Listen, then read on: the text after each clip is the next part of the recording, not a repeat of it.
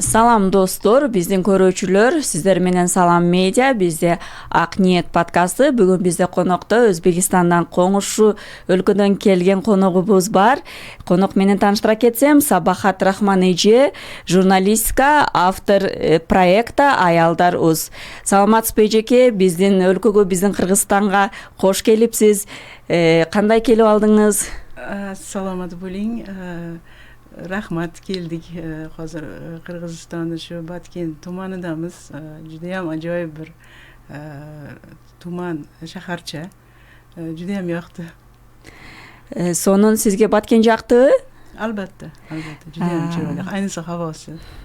Сонун анда биз деген аялдар жөнүндө кеп кылмакпыз. Ошо аялдар жөнүндө өзүңүздүн ушу журналистика тармагындагы алып барган проекттериңиз жөнүндө кененирээк сүйлөшө кетсек. Tamam. Men asli jurnalistman. Mana shu Ayollar UZ loyihasini tashkil qilganimga 3 yil bo'ldi. Undan avval xalqaro tashkilotlardan olgan grantlar asosida ayollar o'rtasidagi migratsiya, uy zo'ravonligi mavzularida loyihalar tayyorlaganman va o'shandagina albatta televideniyada ishlagan vaqtlarim bunaqa mavzularni tayyorlardik, lekin bu qadar chuqur kirmagandim. Shundan keyin aynan shu mavzuda ijtimoiy bir loyiha qilishga qaror qildim. Va o'sha 3 yil avval sayt ochdik, Ayollar UZ nomidagi. Undan keyin YouTube kanal, Instagram kanallarini ochdik va bu bilan cheklanib qolmasdan shunday bir u yerda shu kanallarda biz yozgan ayollarni taqdirini yoritgandan keyin hech qachon ularni tashlab qo'ymaganman. Ba'zilari to'g'ri, masalan, murojaat qiladigan ayollarni faqatgina 40%ni biz video orqali yo YouTube yo Instagram orqali olib chiqamiz. Qolganlariga istamaganlari uchun shunchaki ijtimoiy yoki huquqiy shunaqa bir yordam berishga harakat qilamiz. Ejeke, ayta ketsangiz, sizning bir kuningiz qanday o'tadi? Yaxshi savol. Bir kunim juda ham erta turaman. Har kuni sport bilan shug'ullanaman ozgina va undan keyingi birinchi ishim shu Instagram va YouTube'ga tayyorlanadigan materiallarni montaj qilaman. O'zim qilaman montajini, syomkasini ham o'zim qilaman. Shu orada 1 soat vaqtim, 1,5 soat vaqtim ketadi. Yana yozgan ayollar, qahramonlarimiz bilan muloqot, ular yozganlariga javob qaytarishim kerak. Shunaqa bilan o'tadi. Keyin yana 1 soat til o'rganishga vaqt sarflayman. Shunaqa. Undan keyin juda ham nonushta kech bo'ladi, 9-10. Keyin yana shu qolgan ishlarga sho'ng'ib ketaman. Syomka bo'lsa syomkaga chiqaman, yo ayollar bilan uchrashuvga. Meni hayotim ayollar bilan bog'langan.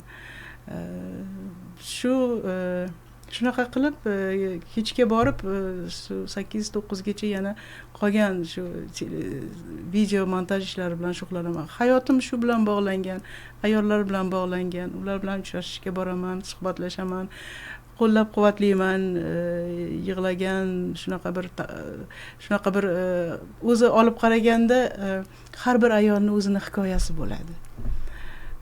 Ba'zan aytamiz, buniki ahamiyatsiz, lekin unday emas. Har bir ayolni hikoyasini eshitganingizda har birisini alohida bitta nuqtasi bo'ladi. Ya'ni o'sha ayolni kuchli tarafi yoki o'ziga xosligi. Bir xil taqdirdagi ayol yo'q hech qachon, bo'lmagan. Ya'ni nimasidir, qanaqadir bir jihati bo'ladiki, bir-biridan farq qiladi. Va men har doim ayollarni u kim bo'lishidan qat'iy nazar. Masalan, og'ir bir jinoyat qildimi yoki bolasini bir tashlab ketishga majbur bo'ldimi yo ajrashishga, nima bo'lishidan qat'iy nazar ayolni hamisha haq deb hisoblayman. Har qanday vaziyatda. Va bu garchi haligi og'ir botadi, juda ham haligi qattiq gapiradigan odamman. Har qanaqa situatsiyada shu narsani mahkam ushlayman. Hech kimga, hech bir qahramonimni hech qachon xafa qildirmaganman. Жүзүңүздөн көрүнүп турат эжеке. Бирөөгө катуу сүйлөбөйт окшойсуз. кандай десем, аялдардын укугу жана мүмкүнчүлүктөрү боюнча иштөөгө сизге эмне түрткү болду? Bu ayollar mavzusini yoritishimga aytganimdek shu xalqaro loyihalar ikkitagina xalqaro loyiham orasida loyihalar orasida faqat ikkitasi shu uy zo'ravonligi va ayollar o'rtasida migratsiya mavzusini olib chiqdim. O'shanda migratsiya bo'yicha 8 oy Turkiyada yashadim. Migrantlar bilan 100 dan ortiq gaplashdim, ko'rdim. O'shanda shunaqa bir bu migratsiya masalasini bizda bilasizmi? Sizni Qirg'izistonda qanday bilmadim, lekin ayol ketadi majburlikdan, oilasini boqish kerak. Nima uchun? Bizda hali shunaqa bir qonunda ozgina eksiklari bor, ya'ni to'ldirilishi kerak bo'lgan. Masalan, erkaklar har qanday vaziyatda ajrashadi. Faqat ularda sobiq xotindan tashqari sobiq farzand degan tushuncha bor. Ya'ni xotindan ajraldimi, bolandan ham ajraladi, ya'ni boladan arzimagan aliment beradi va umuman unutadi ularni. Ayol baribir kuchli-da. Chetga chiqadi, migratsiyaga ketadi. Juda ham bizda achinarli bu ko'rsatkichlar migratsiya masalasida ayollar juda ham ko'pchilik tashqariga chiqib, chunki bu yerda boqa olmaydi bolalarini. U yerdagi hayotlari ham oson emas. Bolalarini, farzandini kimgadir, yaqinlari, ota-onasi bo'lmasa yaqinlariga, ular bo'lmasa hatto qo'shnilariga, begonalarga tashlab ketadiganlar ham bor. Bilasiz, majburlikdan ishlash kerak. Bolalarini katta qilish kerak. Eng avvalo bolasini tarbiyasiga, yonida bo'lmaydi albatta.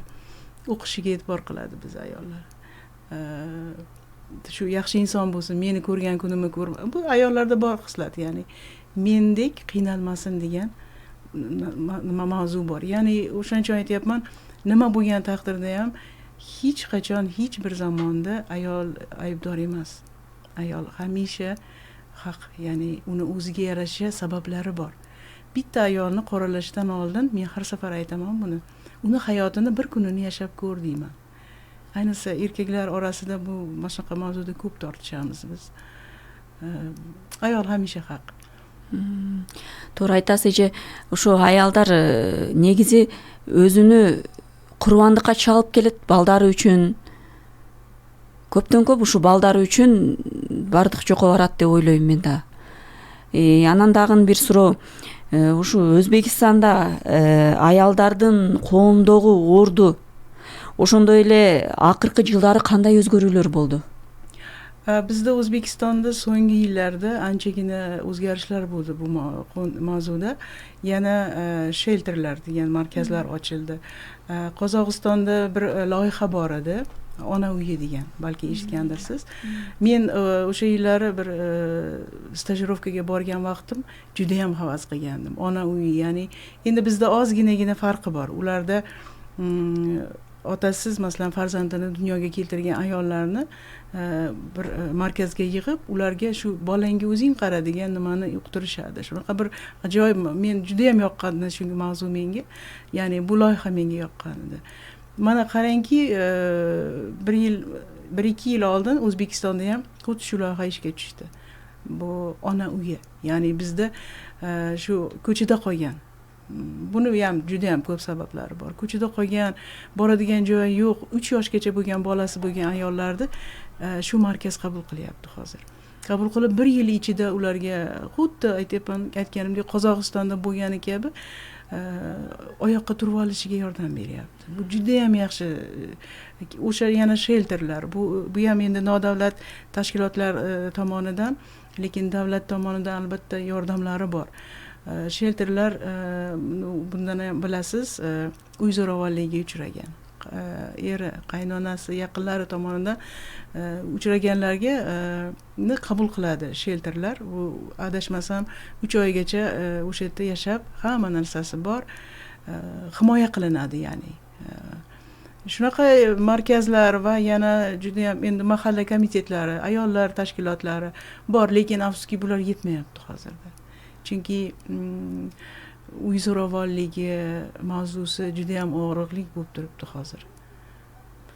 Ejanan ayta ketsеңиz, siz uşu özüңүздүн эмеңиз боюнча, проектиңиз боюнча, ушу өзүңүздүн ишиңиз боюнча айыл жергелеринде да чыгасыз да, айыл жергесиндеги аялдар менен байланышасыз, сүйлөшөсүз.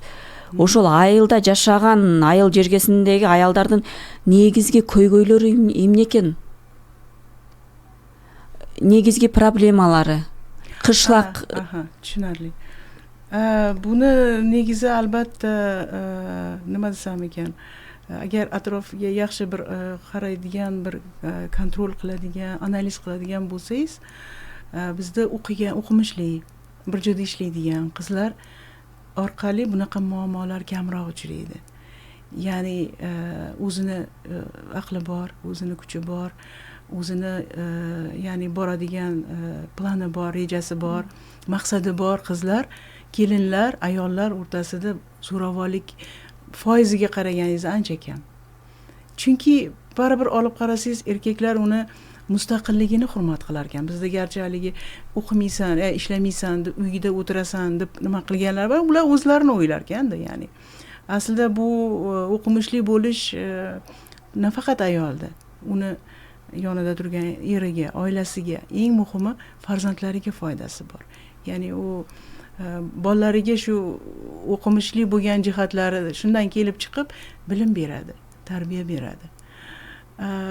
Bizda shundayki, o'qimaydigan qizlar, ya'ni aynan uy zo'ravonligiga uchraydigan oilalar shunaqa. 16 yoshidan, 17 yoshidan, 18 yoshidan turmushga berib yuborishadi. Nima deb so'rasangiz, shunaqa bir hududlar bor. Qizlarini o'qitmaydi, ya'ni xohlashmaydi yoki aytishadi sharoitimiz yo'q deydi. Uy zo'ravonligiga uchrayotgan, mana shu kaltaklar ostida qolayotgan asosiy ayollar shular. Ya'ni ularni balki erkaklar nazariga ilmaydi yoki hech qayerga keta olmaydi deydi. Yana bir turi bor, shunaqa oilalar bor, afsuski, so'nggi paytda bular ancha ozayib qoldi, lekin turmushga bergandan keyin kelmaysan. O'sha yerda kelsang ham o'liging keladi. Qanday qilib bo'lsa ham yashaysan deydi. Majbur, shunaqa voqealar bo'ldi, shunaqa ortidan o'zini o'ldirgan ayollar bo'ldi. Ya'ni boradigan joyi yo'q. Bilasizmi, men o'ylaymanki, meni ham qizim bor. Men har doim aytaman, nima bo'lgan taqdirda ham men orqangda turaman. Seni nohaq deyishsa ham men borman. Sen men uchun doim haqsan deb aytaman. Qizlarga xuddi shunday deyish kerak menimcha. O'sha zamoni keldi, ya'ni. Qizlarni himoya qilish kerak. Qachonki biz qizlar, bizga afsuski bilasiz, o'g'il bolaga bizni madaniyatimiz shunaqa. O'g'il bolaga ko'proq nima qilamizda, qiz bola birovni xasmi deymiz. Lekin aslida bizni genlarimizni tashiydigan, bizni aqlimizni, bizni qobiliyatimizni tashiydigan qizlarimizni bolalari bo'ladi. Nimagadir biz shuni unutib qo'yamiz. Ya'ni agar e'tibor qilsangiz, qiz farzandlar bolalari ota-onasida, oilasidagilarga o'xshaydi ko'proq. Bu bekor emasda. Bizda lekin shu qiz bolani ko'p narsadan kamsitishadi, erk bermaydi, baribir ketadi, bizni bolamiz bo'lmaydi deydi. Undan tashqari, ya'ni yuridik jihatdan olib qaraganda ham ota-onadan qolgan mana ko'chmas mulk, shunaqa borasida ham qizlarning roli kamsitiladi. Ya'ni u ham farzand deb, masalan 4 ta o'g'il bo'lsa, 2 ta qiz bo'lsa, haligi mulkni ota-onadan qolgan mulk 4 ta o'g'il o'rtasida bo'lishiladi. Qizlarni odam hisoblamaydi. Afsuski shunaqalar ham bor. Lekin albatta biz O'zbekistonda ham anchagina yaxshi qadamlar ham qo'yilyapti. Lekin hali yetarli emas. To'g'ri aytasiz aka. Анан ушу аялдардын жеке ишкерликтери, анан окуп билим алуусуна азыр кандай колдоолор болуп жатабы негизи? Аялдардын бизнесиге, аялдар окуусуна мурдакка салыштырмалуу азыр өзгөрүүлөр барбы? Albatta. Unaqa qizlar juda ham ko'p. Ular bilasizmi, boshqa qizlardan farqli ravishda nimani xohlashini bilishadi. Asli qizlar shunday bo'lishi kerak. Qiz bola nimani xohlaydi, maqsad qo'yish kerak. U keyin erining oilasi bu narsani qabul qiladi. Xohlaydimi, yo'qmi? U hech qachon masalan siz agar sizni xarakteringiz bu yerda juda ham muhim turadi. Masalan, bo'ysunuvchanmisiz, sizni ezishadi. Bu bilan haligi hech kimga bo'ysunma demoqchi emasman, lekin ozgina yaxshi bir gap bilan, ya'ni o'zingizni maqsadlaringiz bor masalan. Shu narsalarni ko'rsata olgan joyingizda siz men buni ko'p kuzatdim, hech kim sizni ezolmaydi. Ezolmaydi. To'g'ri aytasiz Janan. Qirg'iziston menен mына O'zbekistonning ayollari biri-birini emnelerdi үйрөтүш керек. Birgelikte. Ha, albatta.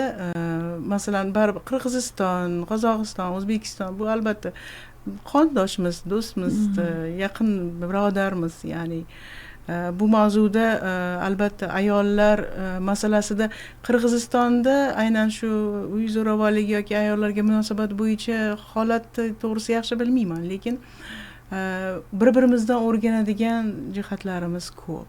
Bu shunaqa bir balki loyihalar qilish kerakdir birgalikda. Masalan, juda ham qiziq bo'ladi biz ayollarimiz uchun Qirg'izistondagi ayollar qanday yashayapti degan. Balki Qirg'izistonda ham O'zbekistondagi ayollar qanday yashayapti degan bir nimalar bo'lishi mumkin, so'rovlar bo'lishi mumkin. Shunaqa haligi bir qahramonimiz bor edi. Men sizga ozgina misol keltiraman. Albatta bunaqa ko'p bo'lgan. Ikkita o'g'ilchasi juda ham ko'rsangiz chiroyli bolalari. O'zi ham juda ham go'zal ayol ko'rsangiz. Juda ham go'zal ayol. Aybi o'qimagan. Muomala bunaqa yaxshi gapiradi odamga, lekin o'qimagan-da u qizda. Endi buni nimasi yo'q, aybi yo'q albatta, lekin bitta joyga turmushga chiqqan haydagan qaynona bilan. Uydan quvib chiqqan, ikkita bola bilan ko'chaga otgan. U qizni boradigan joyi yo'q. Onasi vafot etgan. Otasi yosh qizga uylangan. Juda ham boy odam, oila. Qizni kiritmagan. Boradigan joyi yo'q. Qarindoshlari ham yo'q. Bitta tog'asi bo'lgan, aytgan, "Yo'q, men sendan uyalaman. Kelma." Haligi ayol bechora mahallasida eski buzilib ketgan masjid bo'lgan. O'sha yerda bir hafta yashagan ikkita bolasi bilan. Halbuki kichkina bolasi 6 oylik edi. Kattasi 2 yashar.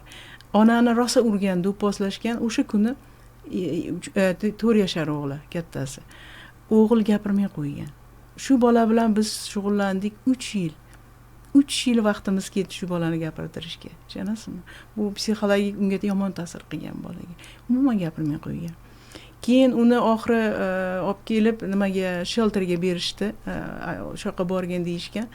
Shelterda bir ajoyib ayol opamiz ishlarida, Xolida opa degan, shu ayolga asli 3 oy qolish kerak. Shu yerda 1 yilga yaqin yashadi. Smesi bor, boshqa hamma narsasi endi muhayyo qiling. Lekin baribir uni hayotini oyoqqa qo'yishimiz kerak. Men u bilan o'sha yerda tanishganman. Xolida opa aytdi, shunaqa bitta ayol keldi, nima qilishni bilmayapman. Keyin u haqda material qildik, boshqa qildik, juda ham ko'p berdim material. Keyin borib viloyat biz shahar hokimimizning xabari bo'ldi. Unga keyin uy olishdi, sudlashdi, lekin qaynona sud hukm chiqardi. Uyni ma'lum bir qismi unga beriladigan bo'ldi. Lekin u yerda yashay olmaydi. Sud u yerda qanday yashaydi? O'ziga tegishli bo'lgani bilan u qo'rqyapti-da, bormayman deb. Keyin xullas shahar hokimligi qarashdi, yotoqxonadan oldin bitta kvartira oldik, bo'lmadi. U yerdan ham material qildik. Suv o'tadi, chayonlar shunaqa. Yotoqxona umumiy yashash joyidan unga bitta yaxshi kattagina xona ajratildi. Hamma jihozlari olindi. Undan keyin postoyan doimiy ravishda bu ayoldan xabar olib turindi. Ya'ni shahar hokimiga keladimi, biz tarafga keladimi, har doim yo'naltirdik oziq-ovqatini. Chunki ana bolalari bilan kichkina o'g'limda keyin 2 yosh bo'ldi. 2 yosh, bizda 2 yoshgacha olmaydi bolalarni bog'cha, 3 yoshgacha даже bog'chaga olmaydi. Vaqt o'tdi, 2 yil shunday qilib yurdik-da. Keyin hozir endi katta o'g'li gapiradi. Mana necha yillik bir 4 yil, 5 yil bo'lib ketdi bu voqea ham. Kattasi maktabga boradi, kichkinasi hozir bog'chada o'zi ishga joylashdi. Bitta trikotaj fabrikasiga. Uyini yaxshilab, nima qilib yaxshilab oldi. shunaqa hayotida davom etadi endi. Shunaqa juda ko'p deyolmayman. Lekin hech bo'lmasam ba'zi ayollarga shunaqa umid beryapmiz. Аялдарга өзү негизи ушундай колдоо болуп турса жакшы да. Bir жактан колдоо болуусу. Albatta, chunki har doim bermaysiz albatta. O'sha aytadi-ku, qo'ldan berganga qush to'ymas. Lekin uni faqatgina uni yordam berib har zamonda kelib ol senga 1 kilo go'sht, 1 kilo guruch uy bo'lmaydi. Uni hayotini tiklash kerak. Ya'ni unga uy kerak turadigan, unga ish kerak. Bolalariga bog'cha kerak, maktab kerak. Shundan keyin ayol o'zini qo'lga oladi. Shundan keyin hayotida davom etadi. Ya'ni u narsa ida emas, uni yo'lantirish kerak. Hayotga tayyorlab, shunday yo'lga chiqarib qo'yish kerak. U yog'ini o'zi eplab ketadi ayollar. Туура айтасыз же. Анан дагы ушу аялдардын лидерлигин өнүктүрүү үчүн кандай кадамдарды жасаш керек негизи? Ayollarning Лидерлик качествосын өнүктүрүү үчүн. Bu bilasizmi, oiladan boshlanadi. Yoki yana bitta jihati bor. Bizda qachonki qizlarga nisbatan, oiladagi qizlarga nisbatan munosabat o'zgarmas ekan, ular lider bo'la olmaydi. Oilada qizga yaxshi munosabat, e'tibor qilsangiz, bu ham bir statistika. Hech bo'lmasam ota-ona yoki hech bo'lmasam yo otasi yo onasi yaxshi munosabatda, qiziga nisbatan yaxshi munosabatda bo'lgan qizlardan liderlar chiqadi. Uni kimdir yaxshi ko'rish kerak. Qiz bolani yaxshi ko'rish kerak aslida oilada. Men Turkiyada yashaganimda faqat migratsiya emas, juda ham ko'p qonunlarni o'rgandim. Oilalar bo'yicha shunaqa bir buni ko'pchilik yaxshi biladi, yerda yashagan nimalar. Qizlarini malikadek katta qilishadi. Agar e'tibor qilsangiz, hech bir davlatda migratsiyaga ketgan turk ayollarni ko'rmaysiz. Ular malikadek qizlarini shunaqa boshida ko'taradi, birinchi o'rinda otalari. Har bitta qiz malika ularda. U kambag'almi, boymi, farqi yo'q, malika. Ularga shu narsa singdiriladi malikaga. Aytyapman, yegani mayli, noni bo'lmasin-da, ozroq bo'lsin, lekin ular yaxshi qaraydi bolalarga. Lekin bu yerda sen malikasan deydi. O'shaning uchun men ko'pincha aytadi, turk ayollarini yomon deyishadi-da. Anaqa katta zang ayol shunday bo'lishi kerak. Ular har kimga turmushga chiqmaydi. Chiqmasa chiqmaydi, lekin tanlaydi. Masalan, yoshim o'tib qoldi yoki voy men anaqa qilishim kerak, vaqtim bo'ldi, bola ko'rishim kerak. Unday yo'q. Ular 40 yoshgacha tanlaydi. O'ziga anaqa loyiq shart qo'yadi keyin. Menga bunaqa qilasan deydi. Hamma narsasi, ya'ni o'zini hayotini garantiyaga oladi. E'tibor qilgan bo'lsangiz, to'ylarida tillalar taqishadi, boshqa. Buni hammasi qizniki. Ular u boshqasiga eriga bermaydi u oltinda. Bu uni hayotini garantiyasi. Ertaga bir narsa bo'lsa, uni qo'lida mablag'i bor. Biz shuni qila olmayapmiz. Biz qachonki hech bo'lmasa men o'sha loyiham davomida 8 oy migratsiya masalasida har safar shuni hashtag qilib berdim. Oila kodeksi degan narsa. Ya'ni hech bo'lmaganda biz oila quryaptimi yosh yigit, qiz. Ular nikoh shartnomasi qilish kerak. Nikoh shartnomasi hech bo'lmasam shu qizni hayotini garantiyasi bo'ladi. Nikoh shartnomasiga hech bo'lmasam ajralganda bunaqa uy yoki bunaqa narsa, shuncha pul beriladi degan narsa qachon qonun asosida kuchga kirganda ayollarning qadri bo'ladi shunda. Yana shunaqa oilalar bor, ya'ni juda ham haligi kambag'allikda boshqa bo'lishi mumkin, masalan, mehr ko'rmagan. Lekin shunaqa qizlarni ko'rganman. Yaxshi o'zlariga nastavnik, o'qituvchi yoki bir kurslarda, bir joylarda. Shunaqa qizlardan ham yaxshigina lider chiqadi. Lekin albatta oiladagi nisbatan darajada bo'lmasligi mumkin, lekin nastavnigi bor, ustozi bo'lgan qizlar qanaqadir bir soha, masalan, tikuvchilik deysizmi, boshqami, men bilmayman endi sizda qanday. Qanaqadir bir hunar o'rganish, shu sohada yaxshi natijada, ya'ni kimdir, ya'ni baribir ming nima bo'lgan taqdirda ham любом случае qizni qo'llab-quvvatlash kerak. O'shalar lider chiqadi bizdan. To'g'ri aytasiz aka. Dag'in bir shu yosh qizlarga kengash ayta ketsangiz. Yosh qizlar, bilasizmi, men o'zimni nimamdan aytay, men qizim 8-sinfga o'qiguncha hech qachon telefoni bo'lmagan qizimni. Chunki faqatgina juda ham qattiq nazorat qilardim. Telefon ishlatmas edi, faqat o'qigan. O'shaning uchun hozir Germaniyada yaxshi doktor. Faqat o'qitganman. Keyin o'rtoqlarini tanlab berardim. Juda yomon ona edim, qattiqqo'l ona edim. Katta bo'lguncha yig'lagan, siz menga hech kim bilan o'rtoq qilmayapsiz deb o'rtoq tanlardim. Bu bilan yurmaysan, bu bilan bu juda ham katta narsa. Qizlar tarbiyasida juda muhim. Har kim bilan o'rtoq qilish kerak emas qizlarni. O'ziga yarasha o'rtoqlari bor edi. Keyinroq o'shandan keyin bir 6-sinfdan keyin menimcha ungacha o'rtog'i bo'lmagan uni. Keyin shu qizlar bilan gaplasang bo'ladi. Endi akasi bor edi, to'g'ri. Lekin keyin menga rahmat aytdi. Aytdi, meni ko'p narsadan saqlagan ekansiz. Ya'ni qizlar baribir o'qish kerak. O'qish kerak, hech bo'lmasa bitta hunar egasi bo'lish kerak.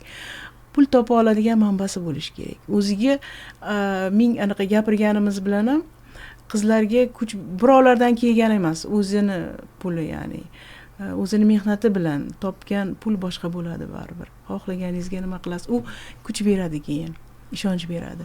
Qachon o'zingiz pul topishni boshlaganingizda o'zingizni kuchli his qilasiz, ishonch bilan yurasiz. Shuning uchun hech iloji boricha birovdan zavisit qilmaslik kerak. Hatto ota-onangizdan ham. Ras 17-18 yoshga yetdingizmi? Hamma narsa o'zingizniki bo'lish kerak. O'zingizni qarashingiz, o'zingiz, albatta bu menga qilib berish kerak emas, bu juda yomon odat. To'g'ri aytasiz, janan tag'in shu qizlar negizi har bir qiz baxtылуу болушка татыктуу деп ойлойм. Albatta. Анан дагы айта кетсеңиз эжеке, ушу кыздарга жанагы аялдарга эле кандай кеңешиңиз, кандай каалоо тилегиңиз бар? Ayolga do'stdir degan meni so'zim bor. Bu meni so'zim. Ayolga do'stdir. Har doim bir-birlariga do'st bo'lishsa yaxshi bo'ladi.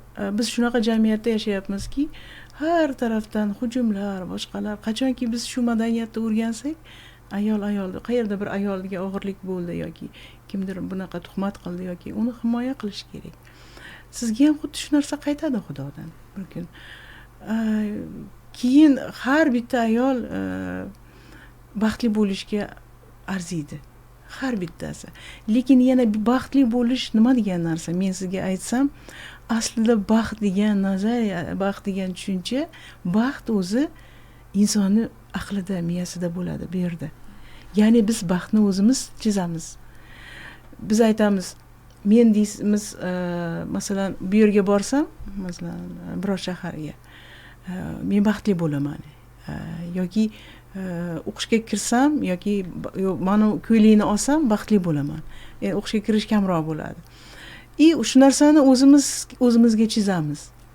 Shu narsani olgan vaqtimizda bizdan boshqasi xursand bo'lmaydi. Bizning miyamiz xolosda aslida. Aytmoqchimanki, baxtni hech kim birov bilan bog'lamaslik kerak. Ya'ni baxt chizyapsizmi? Masalan, bu bilan baxtli bo'lsam, albatta baxtli bo'lishga haqqi bor hammani. Kim bilandir birga yashashga, birga umr kechirishga. Lekin shuni oddiylikdan ham boshlash kerak menimcha. Ya'ni bir Parijga borganimda yoki $2000 shuba olganimda baxtli bo'laman deb emas, ertalab turganingizda, meni ham shunaqa odatim bor, juda ham uzoq yildan beri kofe ichaman. Lekin albatta tashqarida ichaman. Quyoshda chiqishini ko'raman. Shunday baxtli bo'laman. Bilasizmi, baxtni oddiy narsalarga bog'lash kerak. Shunda sizni ham bu yeringiz to'q bo'ladi. Ya'ni ko'ngli to'q odam bo'ladi, ko'zi to'q odam bo'ladi. Nimadan bilasizmi? Orzularni kichkina qo'yish kerak. Ulkan qilib emas. O'rtog'imga bugun yaxshi gap aytay, anchadan beri ko'rmadim. Ana siz o'zingizni baxtli qilgan bo'lasiz. Quyoshni ko'rib turibsiz, oyog'ingiz bilan yuryapsiz, bu ham baxt aslida. Shunchaki baxtni his qilishni o'rganish kerak. Albatta kutmang, chunki hayotingiz hozir o'tib ketyapti. U 1 yildan keyin Parijga borganingizda emas aslida. Qadam tashlayapsiz, shu hozir baxtlisiz. Shuni hech ham unutmaslik kerak. Чоң рахмат эжеке. Дагы сөздөрүңүз барбы?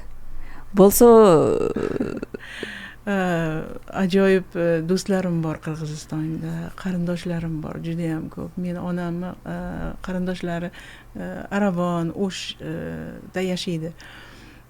Bishkekda o'rtoqlarim, do'stlarim bor. Sog'-omon bo'lishsin avvalo, qayerda bo'lishsa ham biz asli hammamiz hali aytganimdek qardoshmiz, jondoshmiz.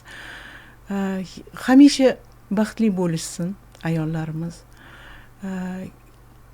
Avvalo o'zi bilan baxtli bo'lsin. Ya'ni o'zini qalbida baxtli bo'lsin. Ayolligini hech qachon unutmasin, kuchini hech qachon unutmasin. Qalbini hech qachon unutmasin. Yuragini hech qachon unutmasin. Aslida yurakdir vatan. Qayerda bo'lsa ham omon bo'lishsin. Рахмат чоң эжеке, өтө сонун сөз айттыңыз. Салам медианын көрүүчүлөрү жана угуучулары ушуну менен биздин подкастыбыз соңуна келип жетти демекчимин. Аялдар деген жылуу сөзгө муктаж, жылуу мамилеге муктаж. Аялдар ар бир аял бактылуу болушуна татыктуу деп ойлоймун. Ошон үчүн аялдарды сыйлайлык, урматтайык демекчимин. Салам, сиздер менен Салам медиа болду. Кийинки эфирде көрүшкөнчө сак саламатта туруңуздар, өзүңүздөрдү абайлаңыздар, ден соолукта болуңуздар демекчимин.